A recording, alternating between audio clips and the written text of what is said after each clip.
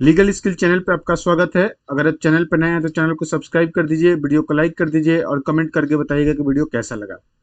इस वीडियो में हम signing and ceiling of commercial agreement के बारे में जानेंगे। आप चाहें तो ये कोर्स यूडीमी से भी खरीद सकते हैं, जिसका नाम आपके स्क्रीन पे शो हो रहा है। मेरे द्वारा और भी बनाए गए कोर्सेस आप यूडीमी से खरीद सकते हैं, जिसका नाम आपके स्क्रीन पे शो हो रहा है, जैसे learn drafting commercial contract, legal research using Google for lawyer law student, adobe Acrobat pro DC for lawyer law student. तो चलिए शुरू करते हैं। Signing and ceiling of agreement. Signing and ceiling of agreement कहने का मतलब कि जब एग्रीमेंट ड्राफ्ट हो जाता है तो कहाँ साइन होना चाहिए, साइन का क्या रोल है एग्रीमेंट में, अगर साइन हो जाता है तो मिस्टेक होता है तो क्या करें, विटनेस का क्या रोल है, शेड्यूल इन एक्सचेंज क्या होते हैं, तो ये सारी चीज़ें हम इस वीडियो में, इस सीरीज में जानेंगे। तो चलिए शुरू करते हैं पहला चैप्टर। तो पहला चैप्टर है सिग्नेचर पेज। तो आप जैसा कि जानते हैं कि आपको किसी भी एग्रीमेंट के सारे पेजेस पे साइन करने होते हैं।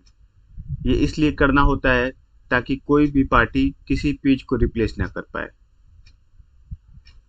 और जो साइनिंग पेज होता है उस पे तो साइन भी करना होता है और नाम भी लिखना होता है। बाकी सारे पेजेस पे तो आपको बस साइन करने होते हैं, लेकिन जो साइनिंग पेज होता है इस पे साइन भी करना होता है, नाम भी लिखना होता है। और साइनिंग पेज क्या होता है, किसी भी एग्रीमेंट का लास्ट पेज को साइनिंग पेज कहते हैं। इसको सिग्नेचर पेज भी कहते हैं कई बार। चलिए मैं आपको दिखाता हूँ एक एग्रीमेंट। आप ये देख रहे हैं, ये एग्रीमेंट है, ये साइनिंग पेज है। तो यहाँ देख रहे हैं ये पार्टी का सिग्नेचर है।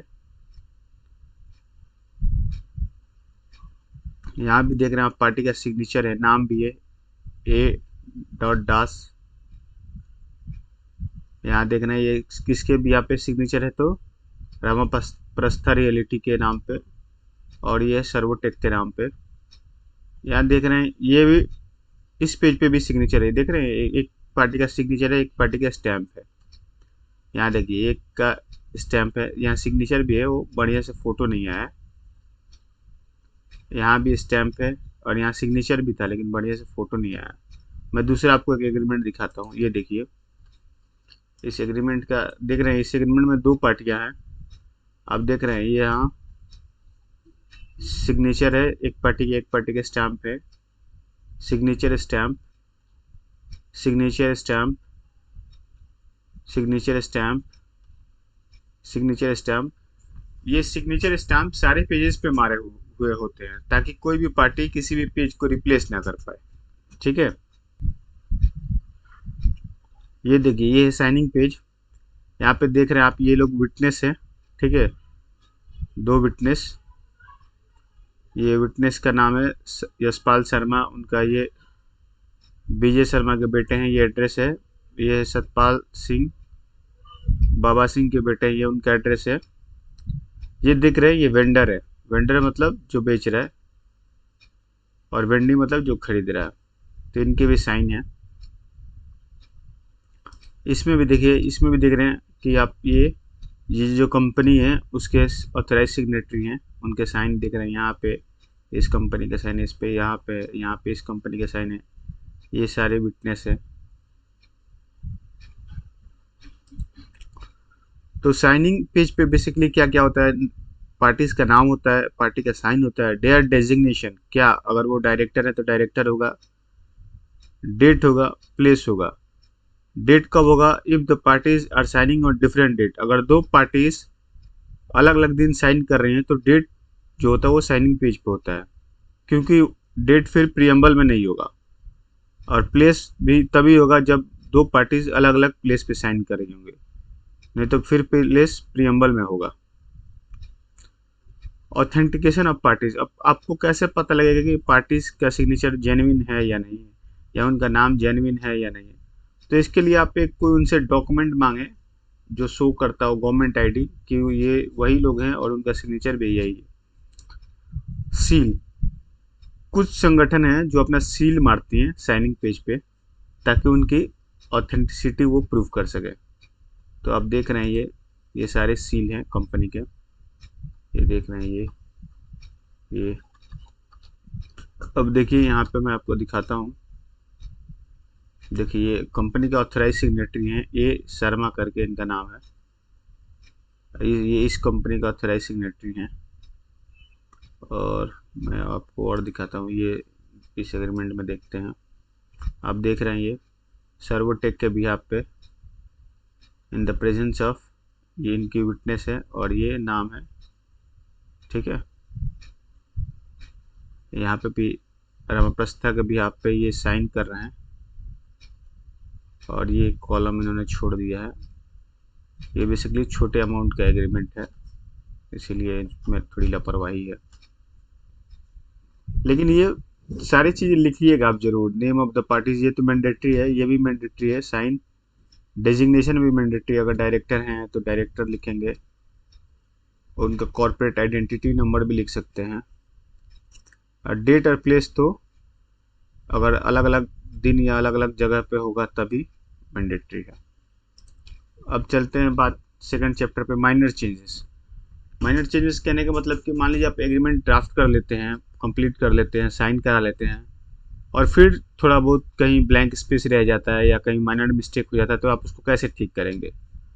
तो अगर ब्लैंक स्पेस रहता है तो उसको ब्लैंक स्पेस फिल कर दीजिए। अगर कोई पार्ट छोटा सा मिस्टेक हो तो उसको छोटा सा मिस्टेक को करेक्ट किया जा सकता है, नहीं तो आपको फिर से एग्रीमेंट बनाना पड़ेगा। और उस मिस्टेक को करेक्ट करके आप उस पर साइन कर देंगे उसके बगल में। जैसे मैं आपको एक एग्जांपल दिखाता हूँ। आप देख रहे हैं ये एग्रीमेंट है और मान लीजिए एग्रीमेंट में ये फिलअप नहीं है, ये छूट गया है साइन होने के बाद, तो ये आप फिलअप करके यहाँ साइन कर देंगे दोनों पार्टी, या यहाँ साइन कर देंगे फिलअप करके। तो इस प्रकार से किसी भी माइनर मिस्टेक को हम काउंटर आसानी से कर सकते हैं, या किसी भी ब्लैंक्स को। चलिए थर्ड चैप्टर पे चलते हैं। कॉपीज ऑफ द एग्रीमेंट कहने का मतलब कि जब भी हम एग्रीमेंट साइन करते हैं तो जो पार्टी स्टैम्प ड्यूटी देती है जनरली वही पार्टी डॉक्यूमेंट रखती है। वैसे सारी पार्टियां चाहती है कि हम डॉक्यूमेंट ओरिजिनल हम ही रखें, बट जो स्टैम्प ड्यूटी देता है वही डॉक्यूमेंट रखता है ओरिजिनल। जो दूसरी पार्टियां वो क्या करती हैं, वो फोटो कॉपी ले लेती हैं उसकी, या रजिस्ट्री में जब रजिस्टर हो जाती है तो उसका एक सर्टिफाइड कॉपी रजिस्ट्री से निकलवा लेती हैं। अगर मान लीजिए कोई एग्रीमेंट दो जगह साइन हो रहा है तो उसमें एक लाइन इंसर्ट करनी पड़ती है कि ये दोनों एग्रीमेंट सेम है। एक ही एग्रीमेंट अगर दो जगह साइन होती है, मान लीजिए एक दिल्ली में एक बॉम्बे में, तो उसमें हम ये लाइन ऐड करते हैं उस एग्रीमेंट में, जिससे हम ये कहते हैं कि ये दोनों एग्रीमेंट एक ही सिंगल एग्रीमेंट है। जैसे मैं आपके लिए एग्जांपल पढ़ता हूँ लाइन का, जो आप इंसर्ट करेंगे। This agreement will be executed at two different place which together consist of single and same agreement। चलिए नेक्स्ट चैप्टर चलते हैं, चैप्टर 4 पे। चैप्टर 4, अब विटनेस की बारी। विटनेस का क्या रोल होता है? किसी भी एग्रीमेंट जब आप बनाते हैं तो आप विटनेस क्यों रखते हैं? ताकि वो बता सके कि हाँ यही लोग थे जिन्होंने एग्रीमेंट साइन किया है, ठीक है, पहली चीज। दूसरी चीज, अगर डिस्प्यूट होता है तो उसकी एविडेंस भी वो लोग दे सकते हैं कि हाँ ये सेल हुआ था इन दोनों पार्टियों के बीच में। एग्रीमेंट का वो लोग कंप्लीटली नहीं बना पाते, लेकिन जो विटनेस होते हैं तो जो एग्रीमेंट के अंदर का कंटेंट होता है वो लोग उतना नहीं बता पाते हैं। वो लोग पार्शियली उनको जानकारी होती है, पूरी जानकारी नहीं होती है।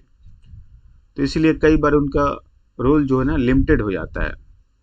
वो लोग कई बार कहते हैं हाँ जी एग्रीमेंट हुआ जी बेचने का, हम नहीं जानते जी पैसा मिला नहीं मिला, तो इस प्रकार की बात वो लोग करते हैं। तो जब भी डिस्प्यूट होता है तो कोर्ट उनसे बुला के पूछती है, इसीलिए विटनेस जरूरी है। अब आइए नोटराइजेशन, लीगलाइजेशन, अटेस्टेशन। तो जब भी आप रजिस्ट्री में किसी डॉक्यूमेंट को रजिस्टर करने जाएंगे तो उससे पहले एक प्रोसेस होता है notarization, legalization and attestation of document. इसका मतलब क्या होता है कि जो भी नोटरी गवर्नमेंट द्वारा अपॉइंट होते हैं उनके सामने ये पार्टीज जाती हैं और पार्टीज जाके उनके सामने पेपर साइन करती है और वो पेपर पे स्टैम्प मार के उसका डॉक्यूमेंट नंबर वो अपने रजिस्टर में चढ़ा लेता है। इससे क्या होता है कि इससे जब भी डिस्प्यूट होगा तो गवर्नमेंट उस नोटरी वाले को या कोर्ट उस नोटरी वाले को या अथॉरिटी उस नोटरी वाले को कॉल करके पूछ सकते हैं कि हाँ जी भाई, ये लोग एग्रीमेंट में शामिल हुए थे एक दूसरे के साथ, तो बताएगा हाँ जी हुए थे। वो अपना नंबर वंबर सारा दिखाएगा कि ये डॉक्यूमेंट नंबर है जी, हमने रजिस्टर किया है। इससे क्या होता है ना, इससे फ्रॉड में कमी आती है।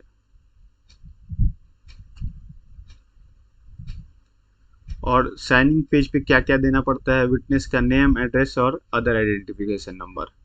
आजकल विटनेस का फोटोग्राफ भी लग रहा है, तो चलिए मैं आपको एग्जांपल दिखाता हूँ। जैसे ये है, ये एग्जांपल है सेल डीड वाला।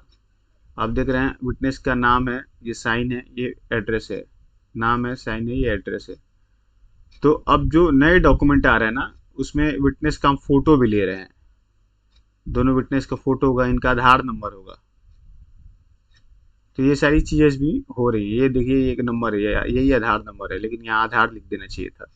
ये भी नंबर है, ये आधार इनका नंबर है, यहाँ भी आधार नंबर लिख देना चाहिए था, ताकि इनकी भी पहचानी की जा सके। क्योंकि कोर्ट में यही लोग देंगे कि हाँ जी सेल हुआ था या नहीं हुआ था या एग्रीमेंट में गए थे। तो ये लोग, विटनेस काफ़ी इंपॉर्टेंट रोल हो जाता है जब पार्टीज के बीच में डिस्प्यूट होता है। तो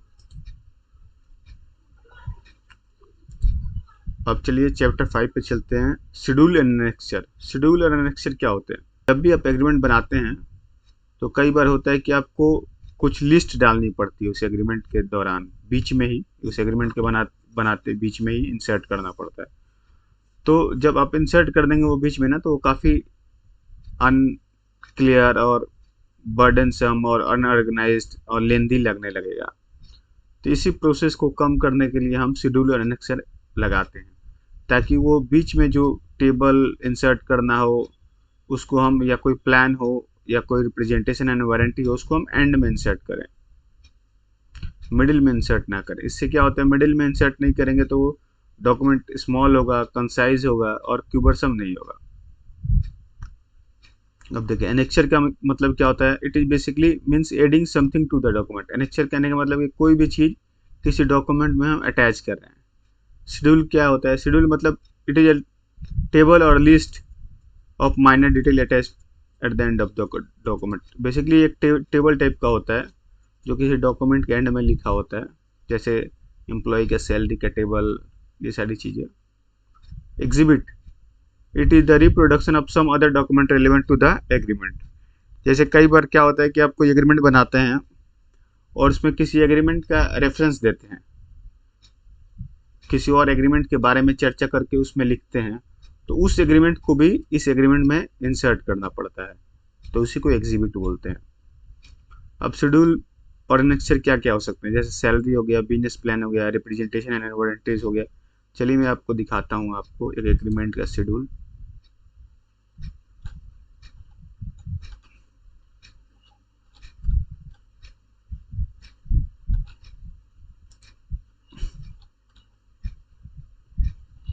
आप इस एग्रीमेंट को देखिए, आप देख रहे हैं ये extra deposit part 2, 8 schedule above refer to. इसमें ये 8वां शेड्यूल है, 7 शेड्यूल, ये देख रहे हैं 7वां शेड्यूल है। तो ये एक टेबल टाइप का है। अब देख रहे हैं ये 6ठा शेड्यूल है, कॉमन एक्सपेंसेस। तो ये इसलिए लगाया जाता है ताकि एग्रीमेंट ना लेंदी ना लगे। ये एग्रीमेंट के एंड में लगाने से एग्रीमेंट को पढ़ने में थोड़ा आसानी होती है। अब देख रहे हैं पेमेंट शेड्यूल है, ये पार्ट 1 है, ये 4th शेड्यूल है, 4th शेड्यूल का पार्ट 1। ये है 3rd शेड्यूल, 3rd शेड्यूल में देख रहे हैं पार्ट 1 है, पार्ट 2 है, पार्ट 3 है। तो इस प्रकार से आप शेड्यूल इंसर्ट करते हैं किसी भी डॉक्यूमेंट में।